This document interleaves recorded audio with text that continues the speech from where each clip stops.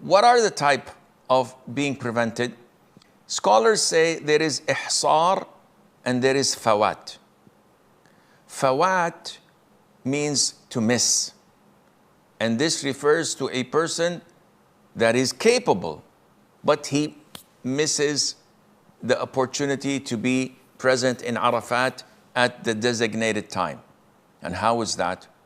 He comes wearing his ihram and all ready to go, and for one reason or the other, the airplane does not take off on time. He's prevented for a couple of days to check his papers. The bus is goes somewhere else.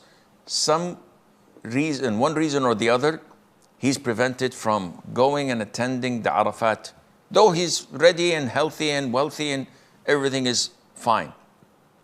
He reaches Arafat after the break of dawn of the day of Eid, after the passing of the time of Muzdalifah. This is called fawat. He missed it. Now, ihsar is to be prevented.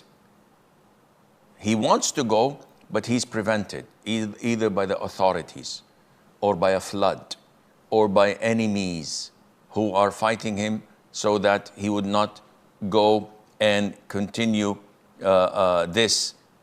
He loses his wallet, his documents, and he's unable to go. So for such a person who has missed, not ihsar, someone who has missed the opportunity to be in Arafat, but he comes on the day of Eid, what to do with his clothes? For this person, all what he has to do is to complete a Umrah. That's it. So he goes and makes tawaf, makes sa'i, and shaves his head. That's it. That's all what he has to do. And by this, he has to come the following year and make up for the Hajj he missed. Does he have to slaughter a sheep or the likes? Most likely, no, he doesn't. And if he stipulated a condition, then he can reject his ihram and wear his normal clothes without having to do anything, alhamdulillah. So this person, as mentioned in the ayah, he has to do the following. Number one, do tawaf, do sa'i, and shave his head.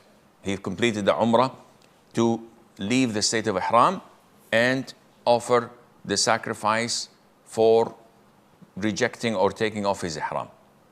This is what has to be done, as mentioned in the ayah. Whatever sacrifice he can obtain. If he stipulated the condition, then he has no fear. He doesn't have to do anything. He would just leave it and not do any of the things that I've mentioned earlier. No need for the sacrifice, no need for anything, because he made a condition and he was prevented. This was done by the Prophet ﷺ when he was prevented from doing his Umrah on the 5th year of Hajj, of Hijrah, in what is known as Sulh al-Hudaybiyah. The Prophet with his companions came from Medina wearing their ihram, wanting to go for Umrah. They were blocked. And this was known to be ihsar, not missing. They were prevented. So Allah Azza wa Jal revealed the ayah, and they made the treaty with the idol worshippers, and they were ordered to shave their heads and slaughter their sacrifice and go back to Medina. This is what you do when you're being prevented. When you're being prevented, you slaughter whatever sacrifice you have and shave or cut short your hair, as mentioned in the ayah which we have read earlier. Now, having said that, if you were prevented from doing an obligatory act, your Hajj is fine. is complete.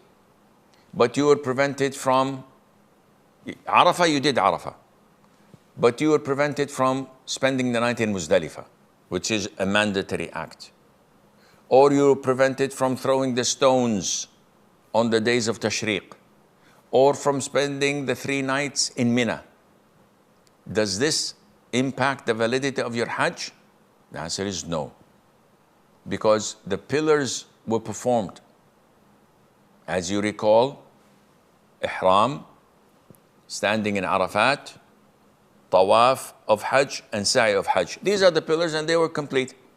So your Hajj is valid.